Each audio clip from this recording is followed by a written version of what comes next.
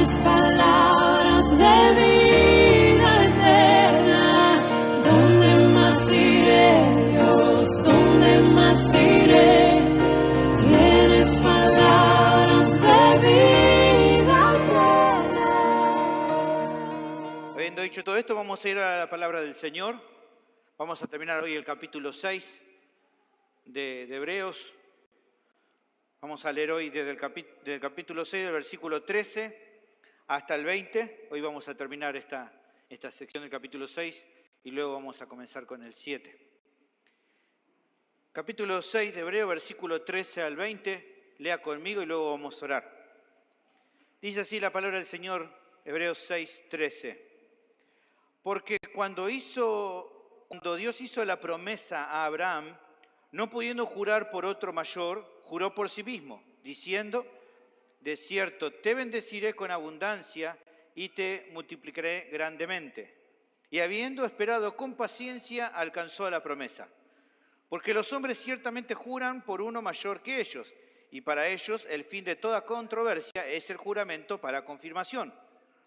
Por lo cual, queriendo Dios mostrar más abundantemente a los herederos de la promesa la inmutabilidad de su consejo, interpuso juramento, para que por dos cosas inmutables, en las cuales es imposible que Dios mienta, tengamos un fortísimo consuelo los que hemos acudido para asirnos de la esperanza puesta delante de nosotros, la cual tenemos como segura y firme ancla del alma, y que penetra hasta dentro del velo, donde Jesús entró por nosotros como precursor, hecho sumo sacerdote para siempre, según el orden de Melquisedec. Oremos.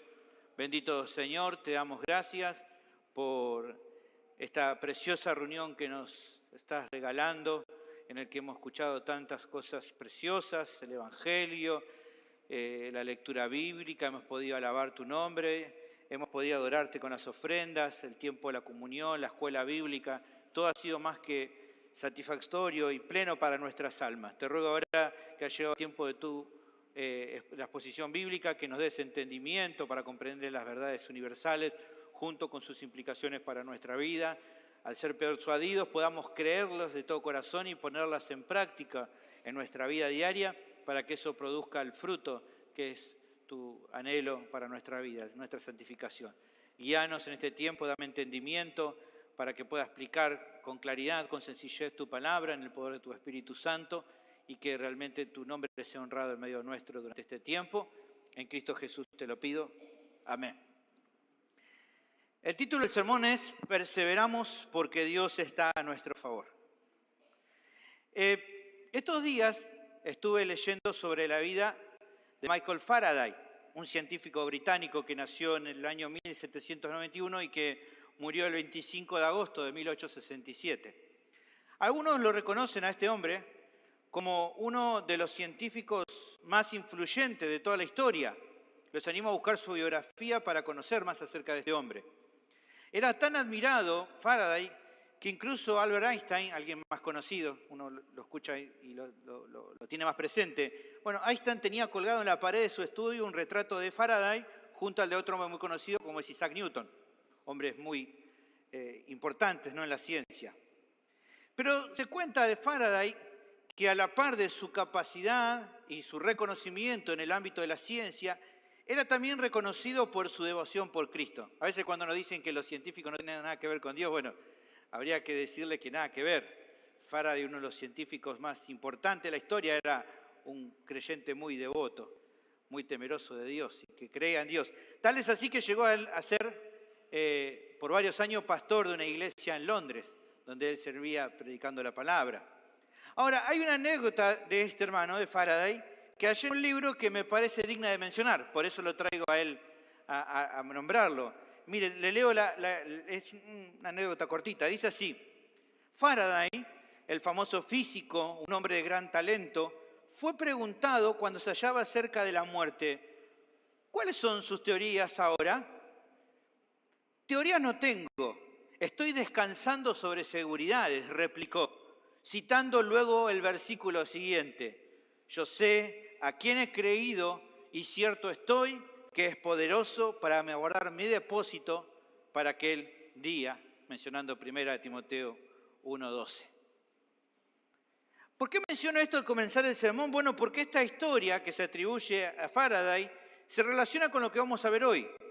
¿Qué cosa? Bueno, lo precioso y a la vez necesario que es para nuestras vidas tener seguridad en cuanto a lo que creemos y a lo que esperamos.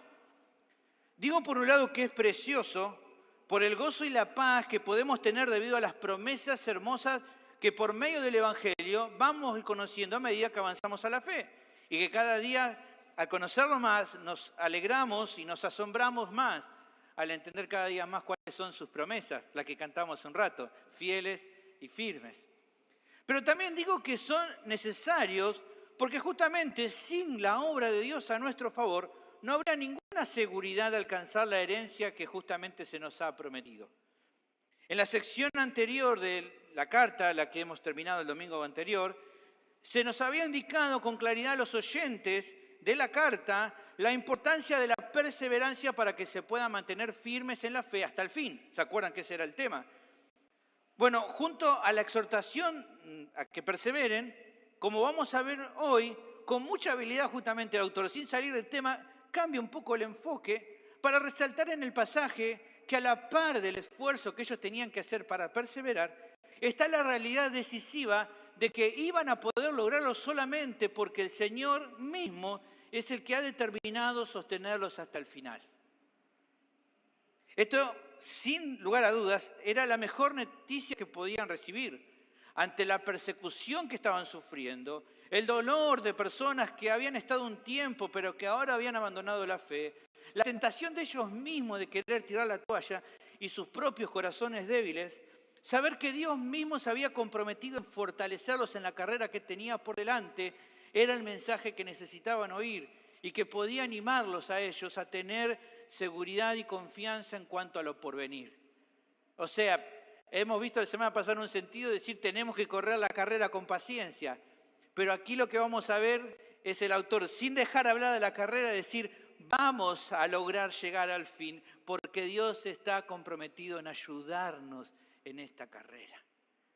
Creo que el pasaje de hoy no solamente habrá sido de ánimo para estos hermanos, sino que también lo puede ser y lo va a ser para nuestras vidas si justamente podemos entenderlo, persuadirnos y creerlo, ¿no? Por eso te animo a que me prestes mucha atención en el sermón del día de hoy porque sé que puede ser de mucho ánimo para tu vida.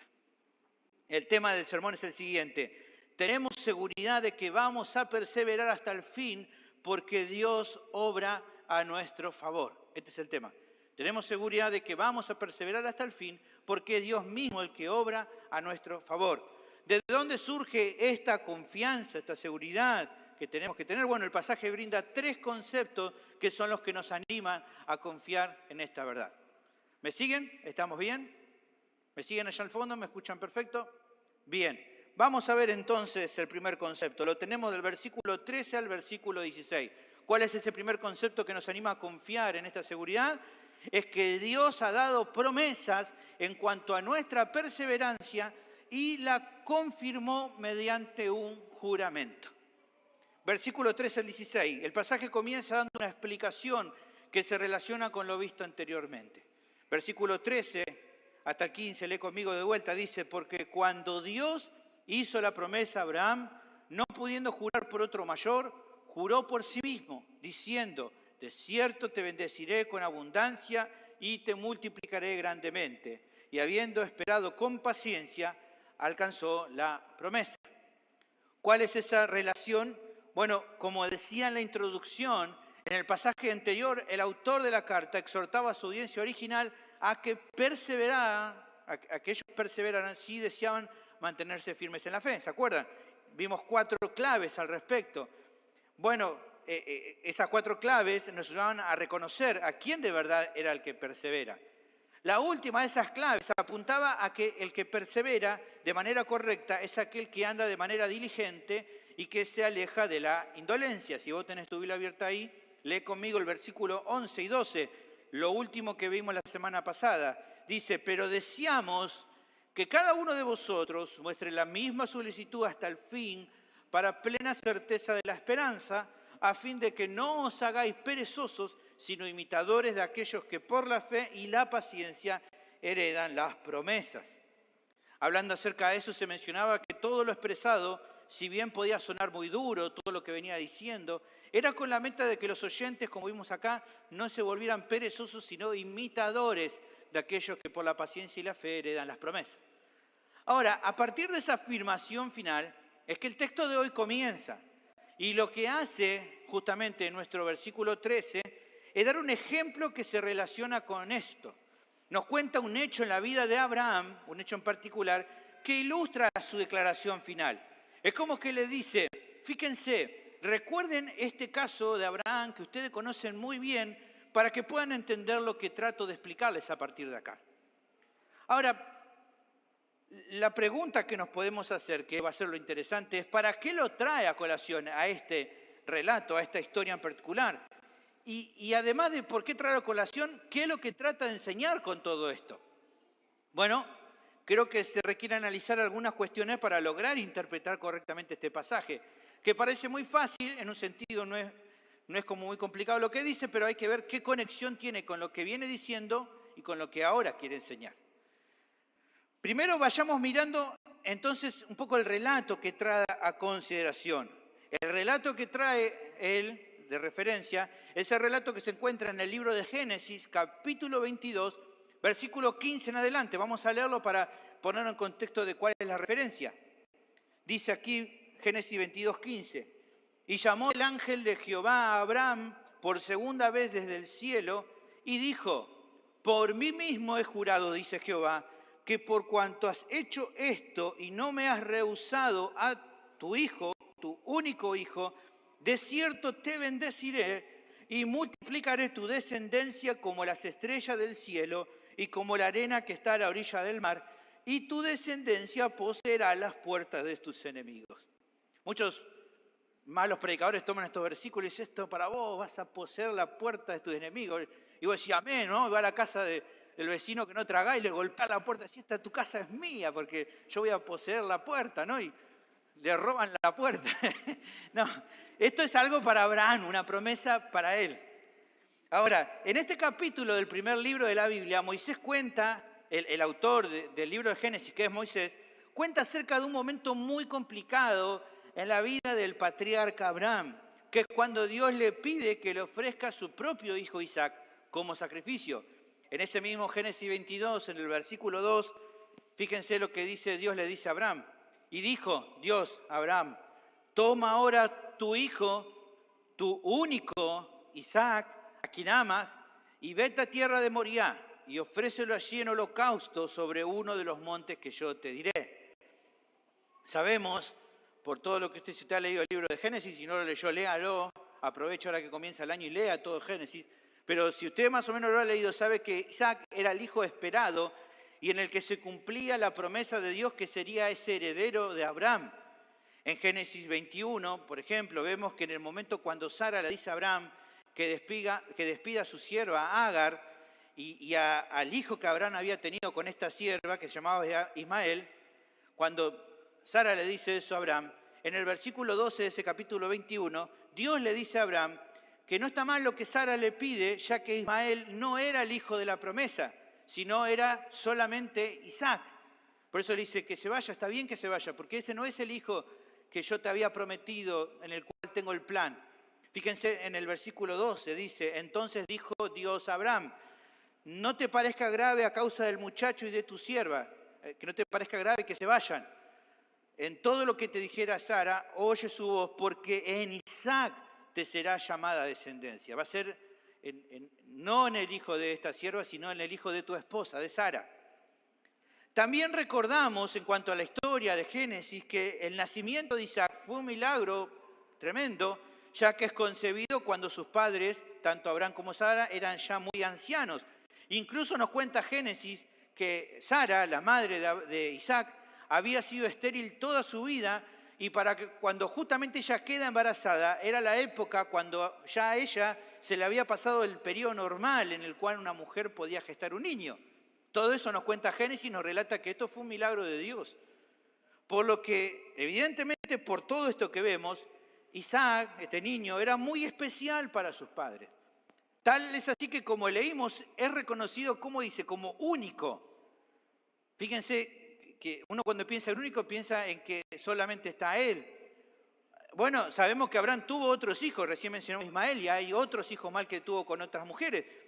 Pero se le dice único en virtud de esa relación especial que Abraham tenía con este hijo, Isaac. En ese sentido quiere marcarle que es único. Ahora, con todos estos aspectos especiales de Isaac, realmente considerar la petición de Dios habrá sido, sin lugar a dudas, llamativo para Abraham. El haber escuchado después de todo lo que pasó hasta que tiene a Isaac, que ahora Dios le dice, dame tu hijo en sacrificio, habrá sido llamativo. Pero ¿cuál es la respuesta de Abraham?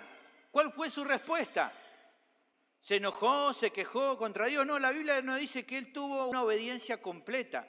Tal y como el Señor se lo había pedido, Abraham llevó a su hijo al monte indicado y allí él estuvo dispuesto a sacrificarlo. Moisés lo va contando en detalle para que nosotros nos metamos en la historia y entendamos que eso fue lo que pasó. Abraham obedeció y fue y estuvo a punto de sacrificarlo, pero también se nos relata que cuando Abraham ya estaba por cumplir con la orden divina, el ángel del Señor, lo cual es una referencia al Cristo preencarnado, le manda que se detenga y que no lo haga. Capítulo 22, versículo 10 dice, y extendió Abraham su mano y tomó el cuchillo para degollar a su hijo. Entonces el ángel de Jehová le dio voces desde el cielo y dijo, Abraham, Abraham. Y él respondió, heme aquí.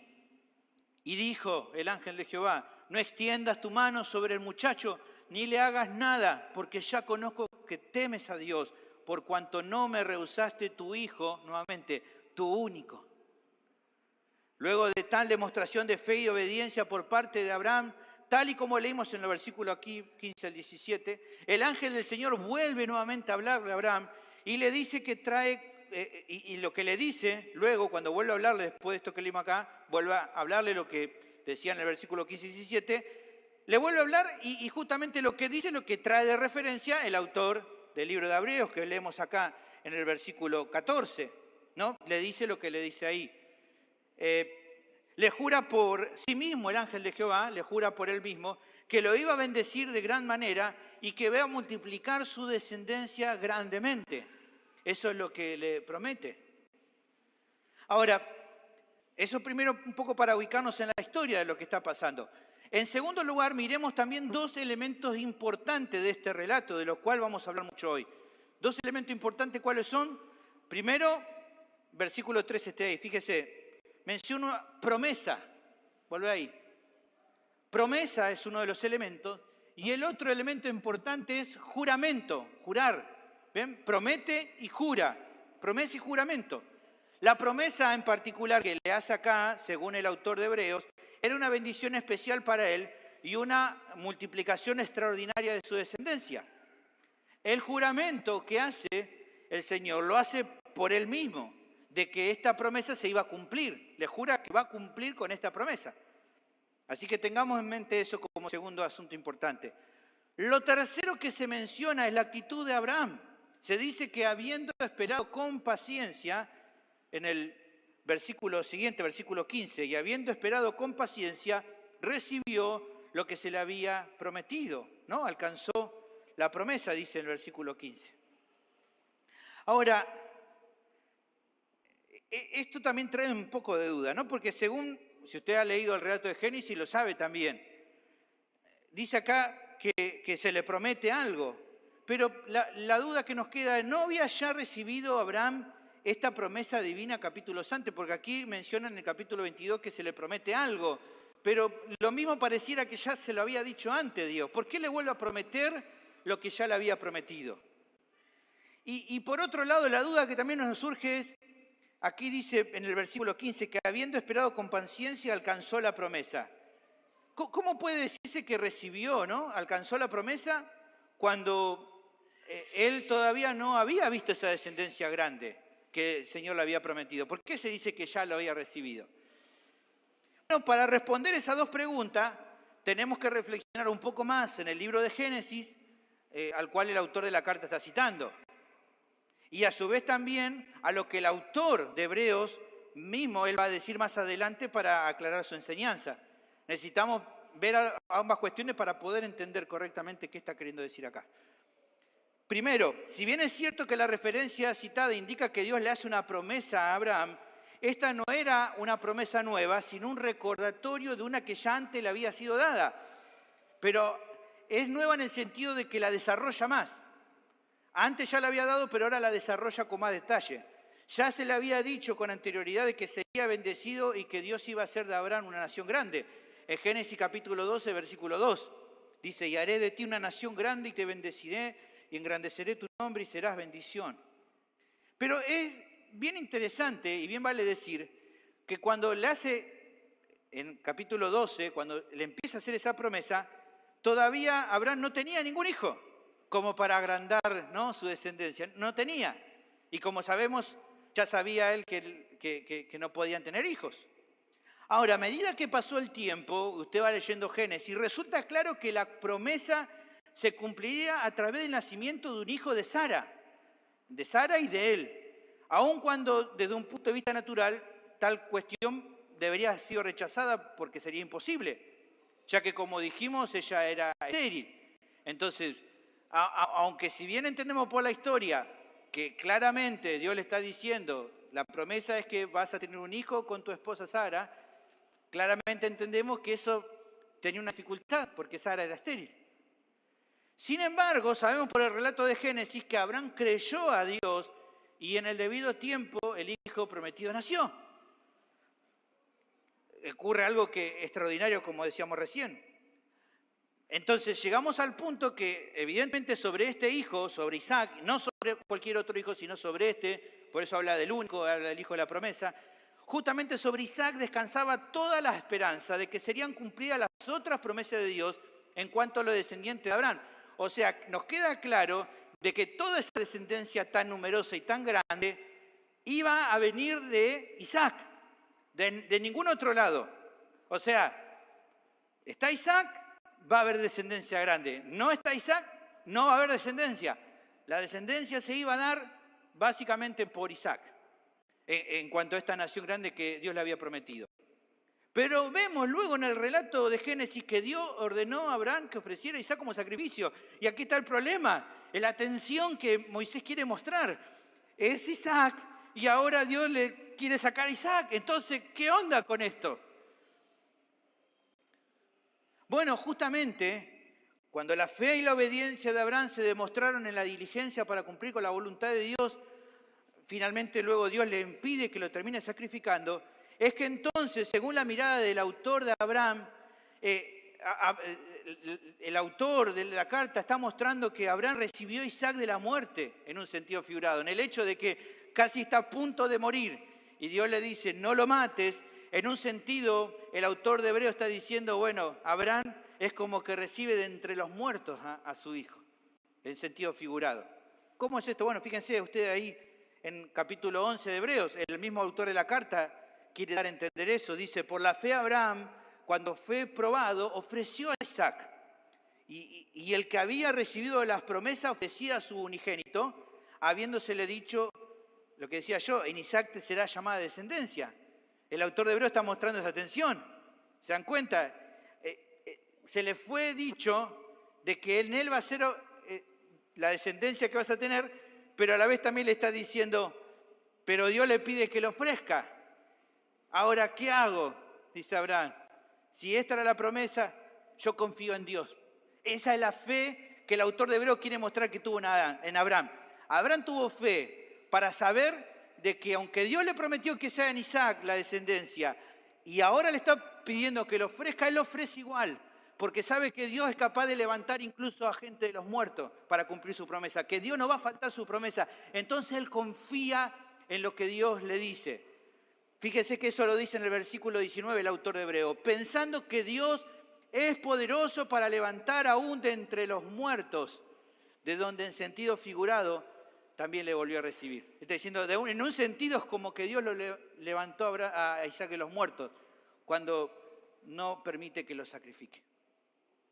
Así también recibió en ese momento, cuando, de acuerdo en el capítulo 22 de Génesis, el autor de Hebreo que lo trae referencia, nuevamente entonces cuando Abraham muestra esta obediencia, Dios entonces vuelve a prometerle y reafirma las promesas pero en esta ocasión ya reforzadas por medio de un juramento divino, algo que hasta acá Dios no había hecho.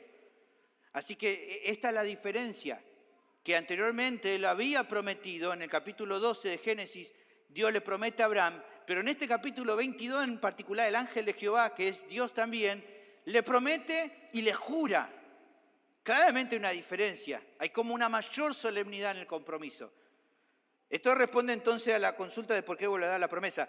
Pero en cuanto a la duda de por qué el texto dice que recibió lo prometido, aunque todavía no lo había visto, ni lo vería a esa nación tan grande prometida, porque al fin y al cabo Abraham iba a morir y solamente los años más adelante, ya cuando el pueblo de Israel está en Egipto, ahí se forma esa gran nación, que ya Abraham había muerto, así que no la ve. Lo que entiendo que quiere decir acá el autor de Hebreos cuando dice que alcanzó lo prometido, es que quiere resaltar el autor de la carta que en virtud justamente de la restitución de su único hijo, que por lo que vimos, ¿no?, de cuya supervivencia en definitiva dependía la promesa, Abraham en un sentido muy real, al no haber tenido que sacrificar a su hijo, sí alcanzó la promesa. En definitiva, está diciendo que alcanzó la promesa porque al creer y al tener paciencia y no desconfiar de Dios, el hecho de ver a su hijo vivo es saber de que había alcanzado la promesa, de que iba a tener esa descendencia, porque la descendencia de dónde o de a qué estaba sujeto, a la supervivencia de Isaac. Como Isaac no murió, él recibió lo prometido, esa descendencia que vendría por su hijo Isaac. En un sentido muy real alcanzó la promesa, y yo creo que eso responde a la segunda duda, de que aunque en un sentido más adelante va a decir que muchos de los que recibieron la promesa no la vieron, él no la vio literalmente, pero la recibió por fe porque justamente Dios cumplió con su plan. Por último, para entender con claridad los conceptos que el autor de la carta usa en esta sección, debemos considerar lo que dijimos, la importancia de dos elementos, la promesa y el juramento. Promesa y juramento también, ¿qué importancia tiene esto para su contexto? ¿Por qué tan importante la promesa y el juramento? Bueno, para comprender algo de eso, justamente el texto a continuación da una explicación que está buena en el versículo 16. Dice, porque los hombres ciertamente juran por uno mayor que ellos, y para ellos el fin de toda controversia es el juramento para confirmación. En aquellos tiempos, una costumbre era, por ejemplo, cuando se hacía negocio entre judíos, o cuando se llevaban a cabo trabajos, o cuestiones comerciales o de diversa índole, no era como ahora que la gente hace contratos y firma y que lo llevan ante escribano y ante abogado, no había nada de todo eso. Las personas, igual así todo, tenían que hacer negocios y trabajos, las personas se comprometían a hacer algo y lo que hacían en ocasiones era jurar por algo mayor que ellos, más grande que ellos. Ya con eso era más que suficiente. ¿Por qué lo hacían? Porque esto le daba seguridad justamente a la otra parte del acuerdo, que el convenio se iba a respetar sin dudar. Cuando a un judío le decía a otro judío, te prometo por, no sé, el templo o por Dios que voy a hacer te voy a hacer este mueble, póngale, lo voy a hacer. Y el otro decía, ok, no hay duda de que lo va a hacer, porque si lo prometió y lo juró por Dios, lo iba a hacer. Uno en este tiempo dice, ¿cuánto tanto, no? Y me mintieron, ¿no? Usted sabe que hoy la gente jura y promete y no cumple. En aquel tiempo eso hacía ya suficiente como para saber de que alguien tenía que cumplir. Y el judío cumplía a rajatabla con esto. Justamente lo normal, lo que más se utilizaba a la hora de jurar era por Dios. A veces se utilizaba también por el templo. Jesús lo menciona también como que a veces hablaba y se juraba por el templo, por el trono de Dios, pero lo más normal era que usaban el nombre de Dios, lo que incluso, como mencionar el nombre de Dios le daba mucho más solemnidad al tema, es algo que justamente empezaron a utilizarlo los patriarcas desde Abraham en adelante y que los judíos lo adoptaron como costumbre. Luego recién en el Nuevo Testamento Jesús le dice, dejen de jurar, ya la gente había empezado a medio que juraban y no cumplían, entonces Jesús cambia esto y le dicen, que tú sí sea sí, que tú no sea no. No hace falta andar jurando tanto, pero hasta ese momento era normal que la gente jurara. Fíjense, por ejemplo, en Génesis 21, este es un juramento entre Abimelec y Abraham. Dice, ahora pues, júrame aquí por Dios que no faltarás a mí, ni a mi hijo, ni a mi nieto, sino que conforme a la bondad que yo hice contigo, harás tú conmigo y con la tierra en donde has morado. Y luego en 24:3 es aquí el juramento que Abraham le toma a su criado, al criado mayor de su casa, en cuanto a buscar una mujer para su esposo Isaac. Y dice, y te juramentaré por Jehová, Dios de los cielos y Dios de la tierra, que no tomarás para mi hijo mujer de las hijas de los cananeos entre los cuales yo habito. Así que, en cierta manera, entonces, cuando alguien, por ejemplo, prometía algo y luego juraba por algo más grande que iba a cumplir con lo que prometió, como dice nuestro versículo 16, eso daba así entonces fin a cualquier controversia que podría surgir. Era el punto final para cualquier asunto. En esto de, pero vas a cumplir, no vas. Te lo juro por Dios, listo, no se hable más del asunto. Yo sé que la persona lo va a cumplir.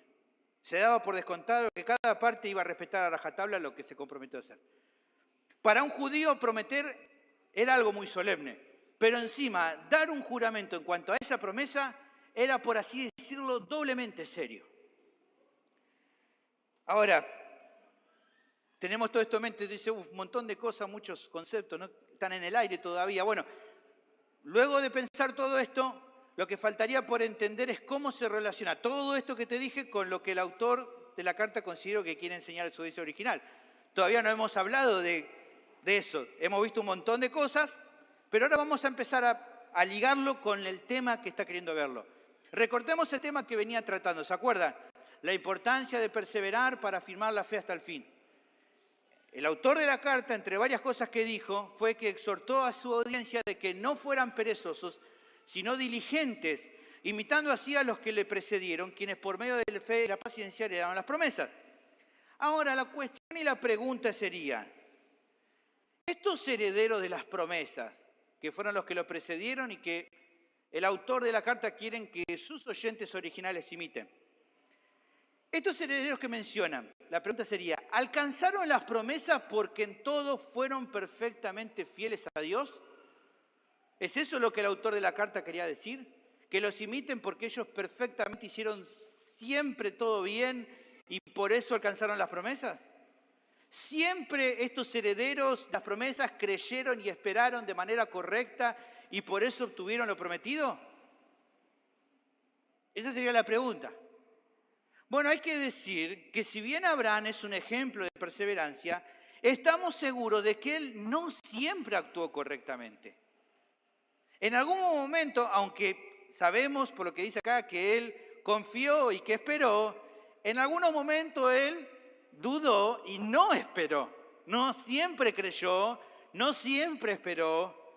Como cuando, por ejemplo, recién mencionaba el caso de cuando accede al pedido de Sara, él sabía de que el hijo que era de la promesa era el hijo que iba a tener con Sara. Cuando ese hijo no llegó, Sara le dijo, bueno, capaz que Dios quiso decir una cosa, le entregó a su sierva Agar y tiene familia con esta otra mujer, nada que ver con la promesa de Dios.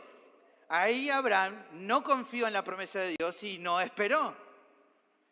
Así que hay que decir que este heredero de la promesa, como es Abraham, no fue siempre del todo perfecto en su fe y paciencia.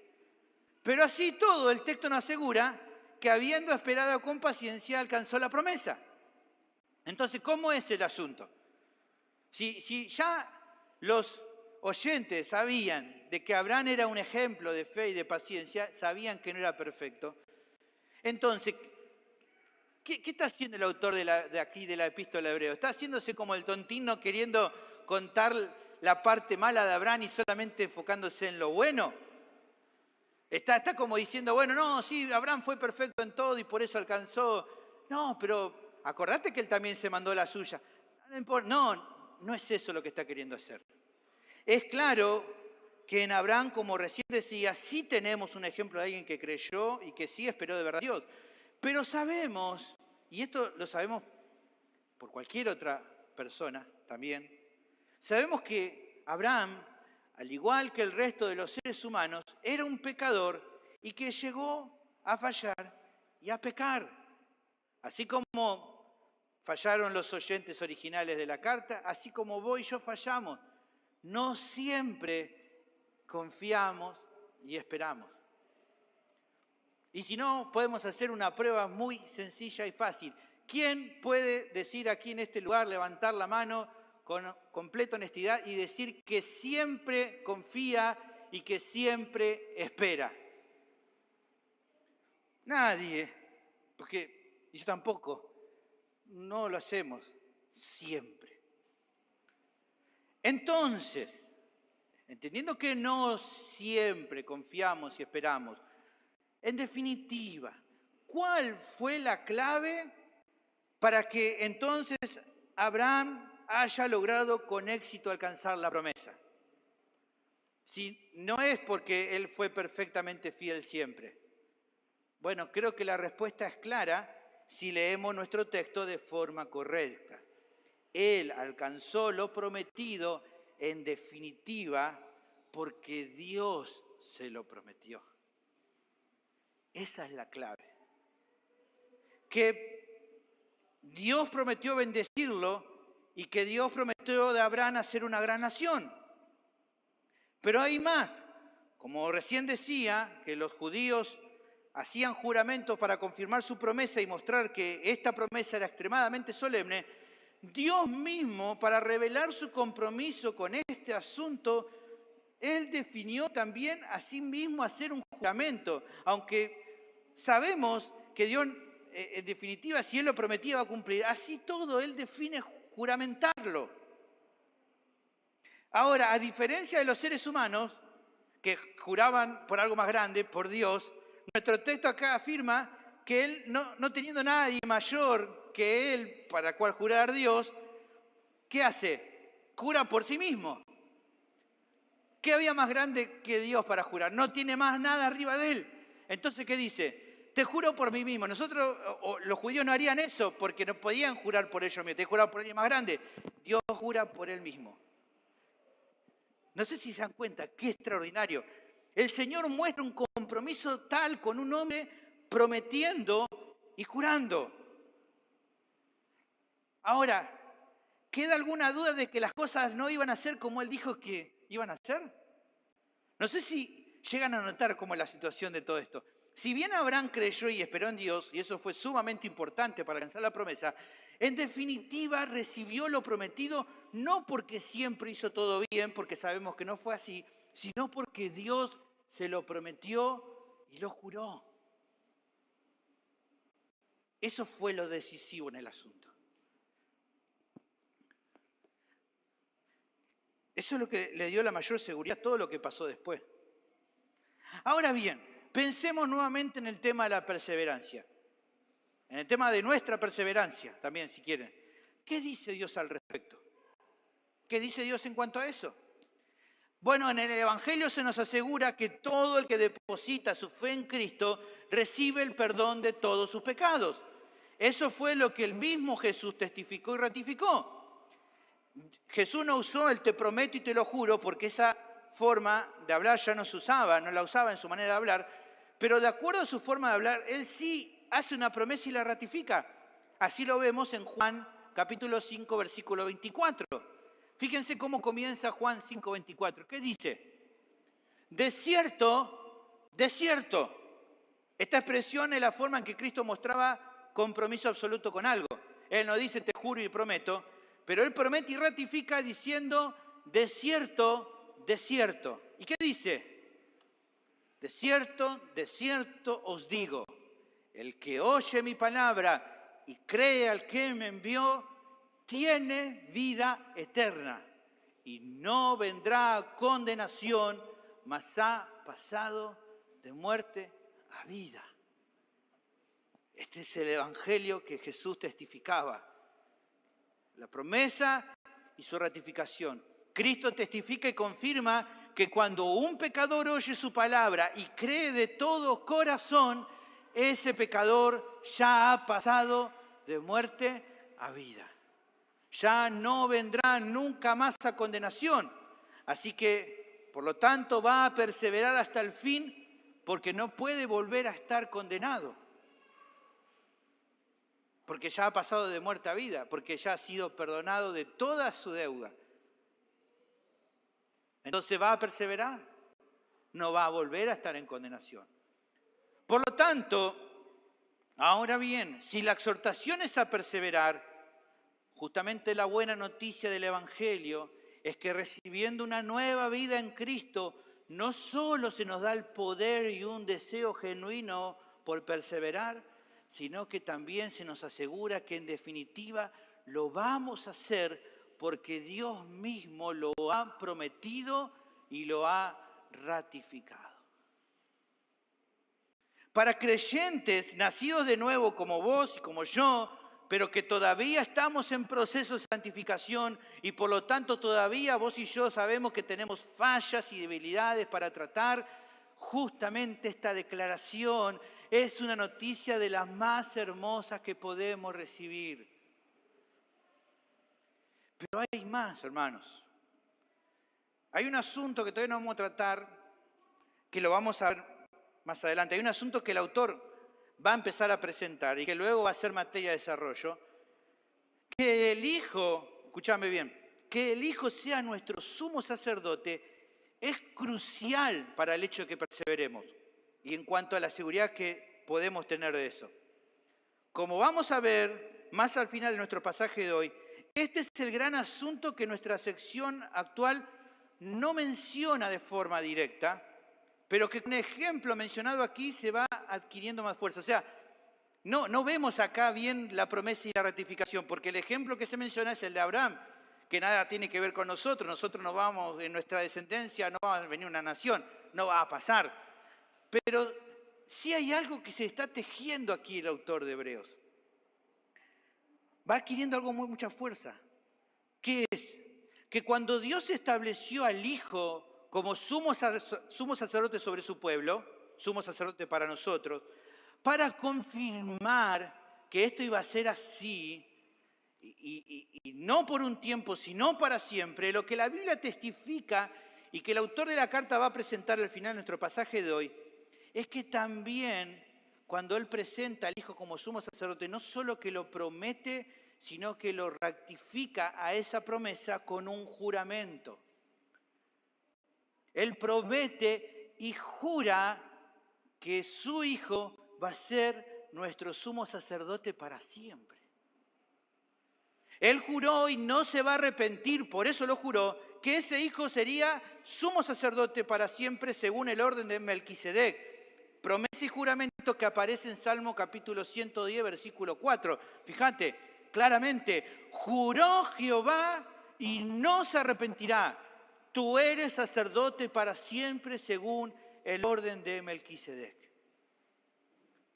Así que hay promesas y juramentos que también nos atañen a nosotros. ¿Quién era este Melquisedec? Bueno, en el capítulo 7 lo vamos a ver con profundidad. Yo quiero saber ahora, bueno, aguantátela, no vamos a verlo ahora. Lo vamos a ver cuando lleguemos al capítulo 7. Pero bien, cabe mencionar ahora que no es casual que el autor haya usado un ejemplo que usó antes de hablar de eso. ¿Por qué digo esto? Porque ¿quién fue el personaje relevante cuando Moisés lo menciona por primera vez a Melquisedec? Cuando aparece por primera vez la historia en el relato de Génesis, ¿con quién está interactuando Melquisedec? A ver si alguien se acuerda. ¿Quién? Con Abraham. No es casual entonces, no es casual. Cumpliendo un papel tan importante en la historia que luego va a presentar, es muy significativo y considero que adrede que hable de este patriarca, resaltando justamente que así como en el Hijo, también con Abraham se cumple la actitud de Dios. ¿De cuál? De prometer y de jurar. A ver, ¿qué está queriendo marcarle con esto? Si fue tan cierto para el patriarca, para Abraham, el cumplimiento de la promesa, y ellos sabían, de acuerdo a su trasfondo judío, ellos, al ser de trasfondo judío, la historia de Abraham la conocían de memoria. Ellos lo tenían muy presente. Si se recordaban y sabían ellos de que realmente, si Dios prometió y juró algo a Abraham, y eso se iba a cumplir, ¿cuánto más entonces si la promesa y el juramento tenía que ver con el Hijo de Dios? ¿Sabían? Si se cumplió en Abraham, la promesa y el juramento respecto al Hijo se va a cumplir. ¿Promesa y juramento cuál? La del Salmo 110. Juró Dios y no se arrepentirá, tú serás sacerdote para siempre según el orden de Melquisedec. En todo esto nos encontramos con el primer concepto que nos anima a confiar en cuanto a la seguridad de que vamos a perseverar hasta el fin porque Dios está obrando a nuestro favor. ¿Cuál es ese primer concepto? Que Dios ha dado promesas en cuanto a nuestra perseverancia y las confirmó mediante un juramento. Él ha prometido que seguiremos hasta el fin. Pero como si esto no fuera suficiente, en su bondad decide dar un juramento al respecto. Esto tenía que ser un consuelo muy fuerte en la vida de los oyentes originales, como lo tiene que ser para nosotros. Si Dios ha hecho semejante compromiso, como decía en el versículo 16, se acaba toda controversia. No hay más dudas. Si para los judíos prometer y jurar es fin de la historia, para nosotros, cuanto más, si Dios promete y ratifica, tiene que ser fin de la historia. Ya no importa nada lo que nos pueda pasar, sea bueno o sea malo. Peligro, persecución, la muerte. La palabra nos asegura que antes, en todas estas cosas, somos más que vencedores por medio de aquel que nos amó. Por esto mismo dijo Pablo que estaba seguro que nada ni nadie nos puede separar del amor de Dios que es en Cristo Jesús, Señor nuestro. Leámoslo juntos porque es un versículo que cada vez que estamos en esa lucha deberíamos volver a leerlo. Romanos 8:34. ¿Quién es el que condenará? Cristo es el que murió, más aún el que también resucitó, el que además está a la diestra de Dios, el que también intercede por nosotros como sumo sacerdote. ¿Quién nos separará del amor de Cristo? ¿Tribulación, o angustia, o persecución, o hambre, o desnudez, o peligro, o espada? Versículo 37. Antes, en todas estas cosas, somos más que vencedores por medio de aquel que nos amó. Por lo cual, dice Pablo, estoy seguro, tengo completa confianza de que ni la muerte, ni la vida, ni ángeles, ni principados, ni potestades, ni lo presente, ni lo porvenir, ni lo alto, ni lo profundo, ni ninguna otra cosa creada nos podrá separar del amor de Dios que es en Cristo Jesús, Señor nuestro.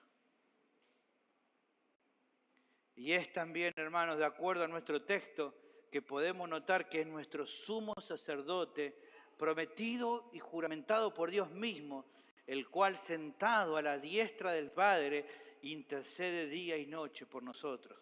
Esta es la confianza que el autor de la carta tiene y que la afirma en Hebreos capítulo 7, versículo 25.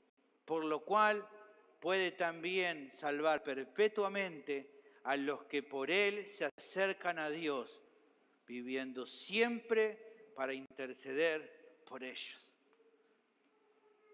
Hermanos, qué gran confianza que tenemos por medio del Hijo. Por lo tanto, demos gloria y alabanzas a Dios por Jesucristo su Hijo. El segundo concepto que tenemos, el primero dijimos porque en cuanto a nuestra perseverancia Dios prometió y juró. El segundo concepto que tenemos es que Dios no cambia ni miente en cuanto a lo que promete y jura. Versículos 17 y 18. El pasaje prosigue hablando sobre el tema del juramento en relación con lo que dijo anteriormente. Versículo 17. Por lo cual, queriendo Dios mostrar más abundantemente a los herederos de la promesa la inmutabilidad de su consejo, interpuso juramento. Lo último que se decía en la sección anterior era que para los hombres el fin de toda controversia era el jurar por algo mayor que ellos. Lo que el autor resalta en esta parte es lo que estuvimos dilucidando en la primera parte en cuanto a Dios. Dice el texto que Dios también interpuso juramento. ¿Cuál fue el propósito de esto según nuestra sección? Bueno, dice aquí que Dios quiso mostrar algo de manera abundante. En el original el término es epideinomai, que significa exhibir algo de una manera muy clara. ¿A quiénes le quiso exhibir esto de manera clara? A los herederos de la promesa. ¿Quiénes son los herederos de la promesa? Todos los creyentes genuinos, ya que todos los creyentes genuinos son receptores de la promesa en cuanto a la perseverancia. ¿Qué cosa les quiso revelar de manera tan clara? Según lo que vemos en el texto que dice, la inmutabilidad de su consejo. ¿Qué significa esto? Que quiso revelar de manera muy clara a todos los creyentes su consejo. Cuando habla acá de consejo, está hablando de su voluntad, su propósito en cuanto a la perseverancia de los que definió salvar. ¿Cuál era su consejo o de qué manera vemos su consejo? ¿Qué dice? Que ese consejo, que ese propósito, que esa voluntad con respecto a los que definió salvar y que van a perseverar, no va a cambiar nunca. Por eso dice que es un consejo inmutable. No va a cambiar nunca. Nunca va a cambiar en cuanto a su propósito, a su consejo, a su voluntad. ¿Por qué no va a cambiar? Porque uno de los atributos de Dios es que es inmutable.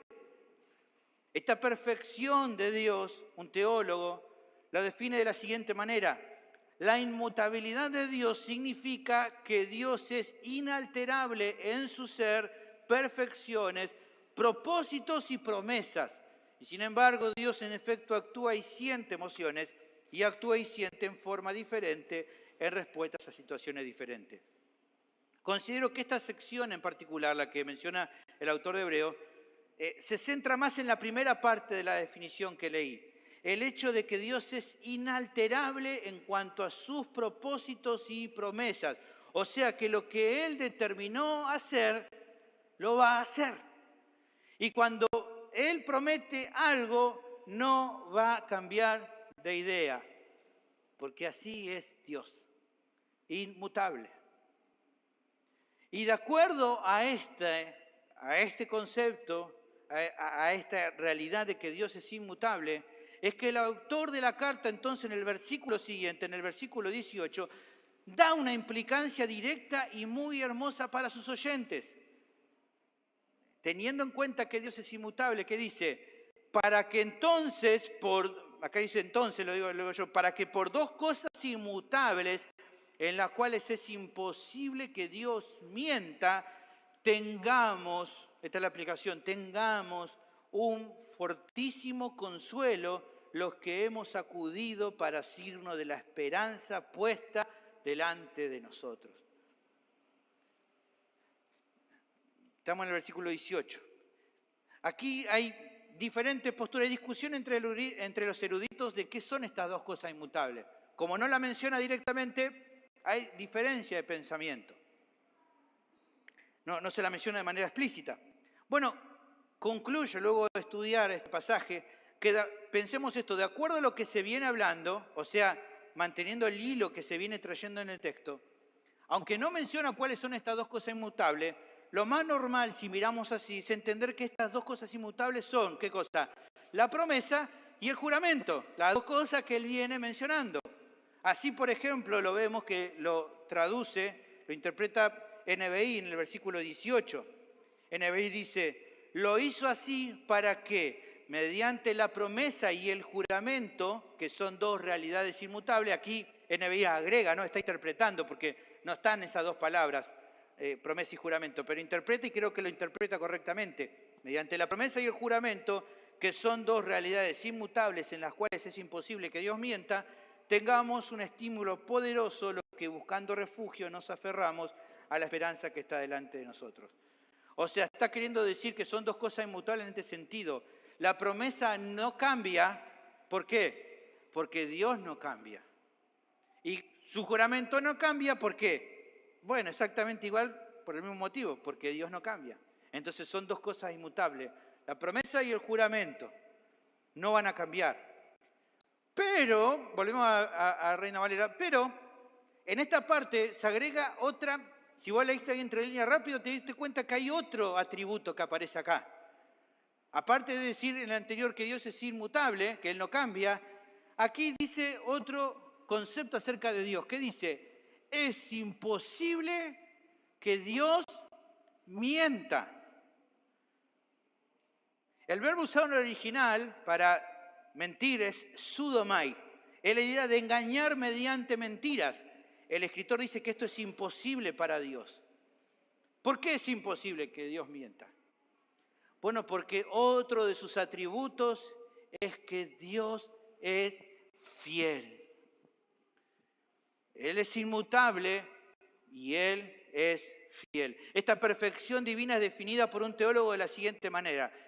La fidelidad de Dios quiere decir que Dios siempre hará lo que ha dicho y cumplirá lo que ha prometido.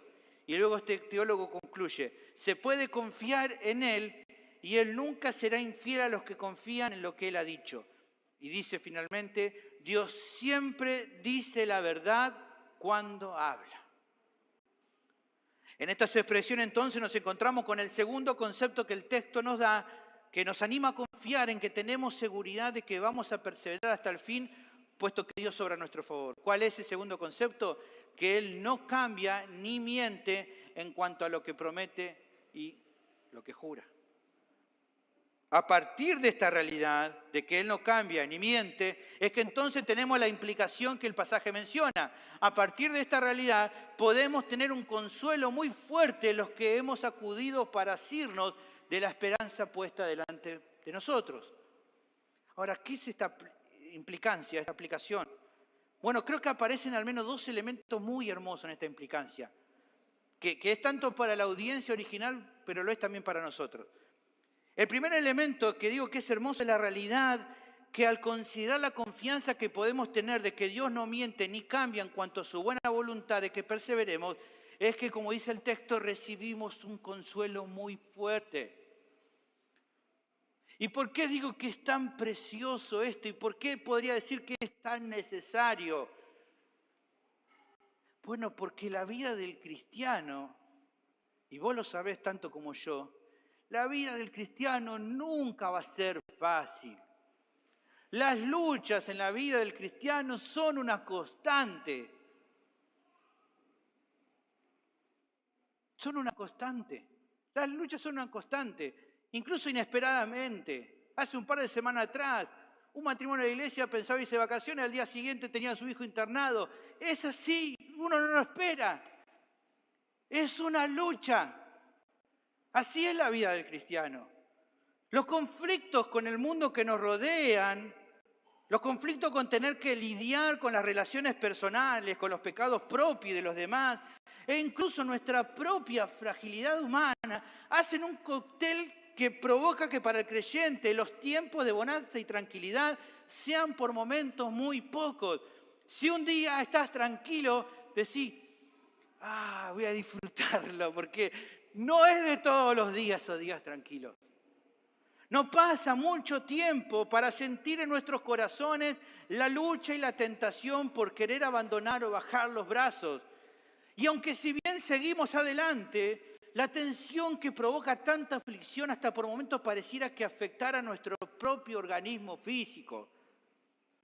Bueno, hermanos, en medio de tanta tensión, de tanto quebranto, el alivio más precioso, el consuelo más grande, el estímulo más fuerte que podemos recibir es saber que aunque todo lo mencionado recién es real, igual de real y más importante que eso, es que Dios está comprometido a sostenernos hasta el final.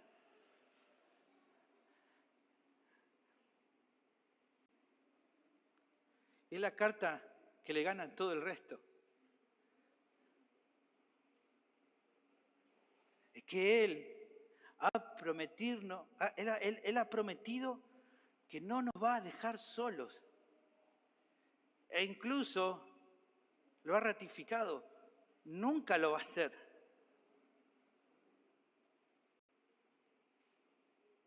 Que nuestra perseverancia está asegurada porque Él no cambia, ni nos ha engañado diciendo que va a estar siempre, pero luego se va a borrar. No va a pasar eso. No va a pasar. Él va a estar con nosotros hasta el final. Somos consolados, hermanos, al saber que como el personaje de Cristiano del libro El progreso del peregrino, tanto vos como yo un día, sin lugar a duda, llegaremos hasta la costa de la ciudad celestial y las puertas de la ciudad se abrirán de par en par para nosotros. Porque Dios se ha comprometido a eso. Ese es el primer elemento de esta implicancia. El segundo elemento precioso creo que apunta a la situación de todos los creyentes. Cada uno de nosotros, según el texto, somos aquellos que hemos acudido para signo de la esperanza que tenemos por delante. Es interesante, creo que aquí Reina Valera no le da la belleza que quiere decir acá cuando dice en el versículo 18 lo que hemos acudido. La versión Biblia de las Américas a la idea de acudir, catafugio, es diferente, no es acudir, es aquel que huye buscando refugio. Por eso fíjense que Biblia de las Américas dice, a fin de que por dos cosas inmutables, en las cuales es imposible que Dios mienta, seamos grandemente animados los que hemos huido para refugiarnos. ¿Ven? ¿Cómo suena mejor? Yo no sé vos, pero yo he hecho esto. Yo he huido para refugiarme en el Señor.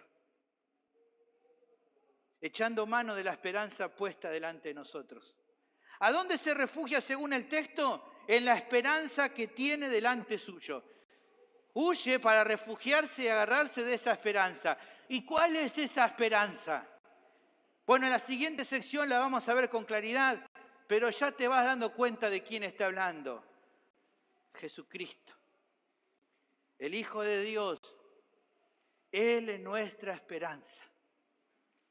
Así lo dice Pablo, como al pasar lo dice, pero queda claro en 1 Timoteo 1:1, dice, Pablo, apóstol de Jesucristo, por mandato de Dios nuestro Salvador y del Señor Jesucristo, nuestra esperanza. ¿Cómo sabemos que Él es nuestra esperanza? Porque es a Él que acudimos buscando refugio. Todos los que estamos aquí hemos acudido a Él buscando refugio. ¿Por qué hemos acudido a Él buscando refugio? Porque solamente en Él podemos confiar de todo corazón. Como escuchamos hace un ratito, alma mía, en Dios solamente reposa, porque Él es mi esperanza. El tercer concepto final del pasaje es que Dios ha establecido a su Hijo como sumo sacerdote a nuestro favor. El pasaje concluye dando una explicación muy preciosa. Acá el autor se pasa, ahora vas a ver conmigo. Es tremendo lo que dice. Y a la vez sentando la base para el próximo tema. Versículo 19. La cual tenemos como segura y firme ancla del alma y que penetra hasta dentro del velo, donde Jesús entró por nosotros como precursor, hecho sumo sacerdote para siempre, según el orden de Melquisedec. Habiendo mencionado la esperanza a la cual se han aferrado los que buscaron refugio, el autor ahora ilustra de una forma que se pueda entender con claridad. Él dice que esta esperanza, la cual es la esperanza, esta esperanza dice que es como un ancla del alma que es segura y firme. La idea de que sea segura es el hecho de que la palabra en el original, la palabra, o quiere decir es que es un ancla digna de confianza. ¿Por qué? Porque no se puede romper. Y la idea que sea firme es que también es digna de confiar en el sentido de que es inamovible. Así que eso en cuanto al ancla. Pero si vos mirás conmigo, es como que el autor nos sorprende y creo que hace incluso la analogía más fantástica. Lee conmigo. ¿Qué sería lo más lógico que diga? Es ancla que va a lo profundo del mar, ¿no? Lo que haría cualquier ancla. Pero él, ¿qué hace? No sumerge el ancla en el fondo del mar, sino que ¿para dónde la lleva? Para arriba. La lleva para arriba. Dice que esa ancla ha atravesado el velo en el lugar del que más adelante va a hablar, el templo espiritual en los cielos, para entonces pasar por el velo y sujetarse del lugar más seguro de todos, como es el trono de Dios mismo. ¿Cómo fue posible que esa ancla pudiera llegar así? Bueno, el texto lo expresa de una forma grandiosa. Jesús, que es el ancla de nuestra esperanza, es a su vez nuestro sumo sacerdote, aquel que, como vimos, traspasó los cielos, pero que ahora también se asegura que es el precursor. Aquí, cuando se habla de precursor en el original, la idea de alguien que se adelanta. Generalmente se usaba este tipo de palabras para hablar de competiciones, en el cual el precursor es el que va delante de todo, como siguiendo, ¿no? Como que todo el resto va siguiendo al precursor, al que va primero, al que va adelantado. ¿Quiénes son los que van atrás de este precursor? Todos nosotros, todos los creyentes, vamos siguiendo a ese precursor. Es Jesús el que tomó la delantera en cruzar el velo y poder ingresar a la presencia de Dios mismo. Como nuestra alma está unida a Él, y entonces lo que ocurre es que por la fe estamos anclados al trono de Dios para nunca naufragar, aunque las tormentas sean duras. Estamos anclados porque Él, que nuestra ancla, entró en el velo y está en la presencia de Dios. ¿Cómo es que Él pudo ser nuestro representante? ¿Cómo es que Él es nuestro sumo sacerdote? Dice esta sección que esto pudo ser posible porque Jesús ha sido hecho sumo sacerdote para siempre según el orden de Melquisedec. Tema que vamos a desarrollar, como dijimos, en el siguiente capítulo, en el 7. No te lo pierdas porque es tremendo lo que quiere hablar ahí. Pero, aunque no vamos a desarrollar ese tema, porque eso lo vamos a ver en el capítulo 7, ya desde el vamos podemos dejar algo muy en claro. Este rol que Él ocupa de sumo sacerdote, ¿lo ocupa para qué? Para trabajar continua y eternamente a favor tuyo y a favor mío. Él no es solo sumo sacerdote de la audiencia original, Él no es solo sumo sacerdote de algunos cristianos, Él es el sumo sacerdote de todos los creyentes. Él es tu sumo sacerdote, que está trabajando continua y eternamente a favor nuestro. Este es el concepto, el tercero, que nos anima a confiar en que tenemos seguridad de que vamos a perseverar hasta el fin. ¿Qué nos anima? Que Dios ha establecido a su propio Hijo como sumo sacerdote a nuestro favor. Es por medio de Él que logramos perseverar con éxito. ¿Por qué? Bueno, entre tantas cosas, por un lado, porque nos sostiene como un ancla segura y firme, pero también porque estamos unidos a Él, es por medio suyo que tenemos entrada segura ante el trono de Dios cuando las tormentas son tan duras. Por eso podemos tener confianza en la hora de prueba. El autor de Hebreos lo dijo bien claro, ya lo hemos visto en Hebreos capítulo 4, versículo 16. Acerquémonos pues confiadamente al trono de la gracia para alcanzar misericordia y hallar gracia para el oportuno socorro. ¿Cómo podemos decir? Y claro, si estamos anclados en nuestra esperanza que es Cristo y Él está allá, por la fe nosotros también podemos entrar. Porque Él traspasó el velo, podemos entrar en la presencia de Dios mismo por la fe. Porque Él es el precursor, el que se adelantó y está en la presencia de Dios mismo. Ahora, finalmente hay algo más que se lee en estas líneas finales que nos lleva a la reflexión. Si bien es cierto que estamos unidos a Él como nuestra ancla espiritual, el hecho de que sea mencionado como nuestro precursor, el que va adelante para cruzar el velo y entrar a la presencia misma de Dios, ¿es garantía de qué?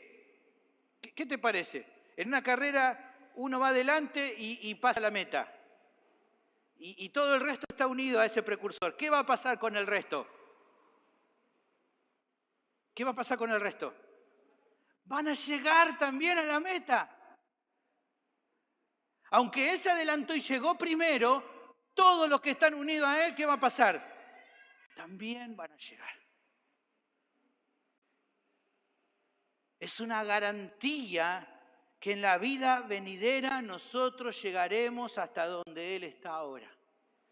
Cristo va delante nuestro, pero nosotros, amarrados a esa ancla, nos dirigimos hacia Él. Y cuando al fin lleguemos a su encuentro, entonces todo lo vivido en este tiempo, por más que haya sido tan duro, va a ser solamente un recuerdo lejano. Será tan preciosa la gloria de Dios en ese momento que ¿qué va a importar lo que pasó en este tiempo? Dice en Apocalipsis, el autor Juan dice, no va a ser necesario que el sol alumbre, porque la gloria de Dios alumbra todo. ¿Te pusiste a pensar en eso? Se nos asegura que toda lágrima será enjugada y que todo será un gozo, una paz y una alegría que van a perdurar por toda la eternidad. Apocalipsis capítulo 21, versículo 3 y versículo 4 dice, y oí una gran voz del cielo que decía, he aquí el tabernáculo de Dios con los hombres, y Él morará con ellos, y ellos serán su pueblo, y Dios mismo estará con ellos como su Dios. Enjugará Dios toda lágrima de los ojos de ellos. ¿Entendés qué significa esto de enjugar? ¿Qué es enjugar? Lágrima. Te va a sacar todas las lágrimas. Eso es enjugar. Va a quitar todas las lágrimas. Enjugará Dios toda lágrima de los ojos de ellos y ya no habrá muerte, ni habrá más llanto, ni clamor, ni dolor, porque las primeras cosas pasaron.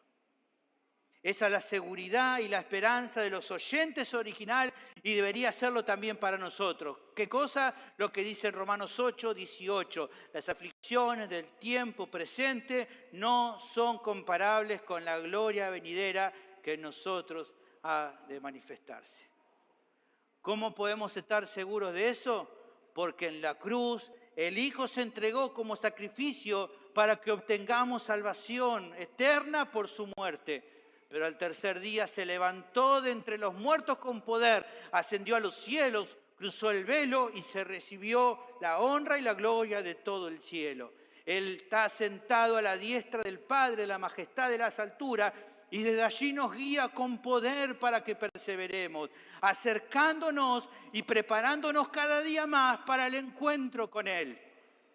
Esto es todo lo que Dios ha hecho por nosotros para que podamos confiar y entonces animarnos unos a otros. Él ha prometido que vamos a perseverar y lo ha ratificado por medio de un juramento. Él no va a cambiar de opinión y tampoco nos miente en cuanto a su promesa y lo que ha jurado hacer. Y como muestra más grande de su bondad, ha dispuesto a su Hijo como sumo sacerdote a nuestro favor, que es el ancla de nuestra esperanza. Mi pregunta, hermano querido, es, ¿hay motivos para seguir dudando?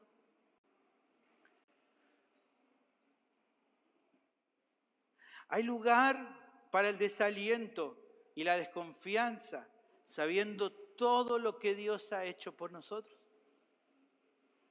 Hermanos, que estas realidades animen nuestros corazones y sean verdades que nos repitamos unos a otros, especialmente en los momentos de lucha y de tentación. Antes de terminar, quiero mencionar algo muy importante antes de concluir. No solo, quiero que me escuchen por favor, no solo que Cristo es la esperanza de cada creyente. Él es la única esperanza que tiene aquel que hoy me escucha y que todavía está en condenación. Cristo es la única esperanza de los hijos de Dios, pero vos que estás sin Cristo, Él es también tu única esperanza. Quiero que entiendas esto, por favor. No quiero que pienses que el cristianismo es una religión que te puede salvar, sino que en realidad te estamos testificando la verdad que nos enseña el Evangelio, que solo en Jesús hay salvación para tu alma, que solamente en Él y en nada o en nadie más, que a Él Dios lo ha dispuesto como Salvador del mundo. Por lo que si todavía no tenés certeza de tu destino eterno, hoy es el día que Dios te está llamando a que rindas tu vida a Cristo. Escúchame por favor, amigo, amiga, jovencito, niño que hoy todavía no estás en el camino. Hoy es el día que Dios te está llamando para que te rindas a Cristo. Tenés que confesar tu bancarrota espiritual. Ninguno de nosotros posee una justicia propia que sea capaz de satisfacer la santidad de Dios, porque la realidad es que somos pecadores. Por eso necesitamos una justicia perfecta que ninguno de nosotros tiene.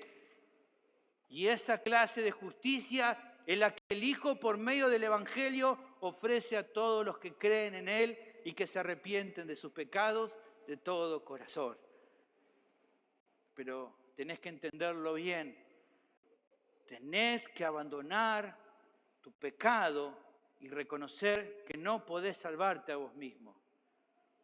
Tenés que reconocer que a causa de todos tus pecados, si hoy te vas de este mundo, tu destino va a ser el infierno.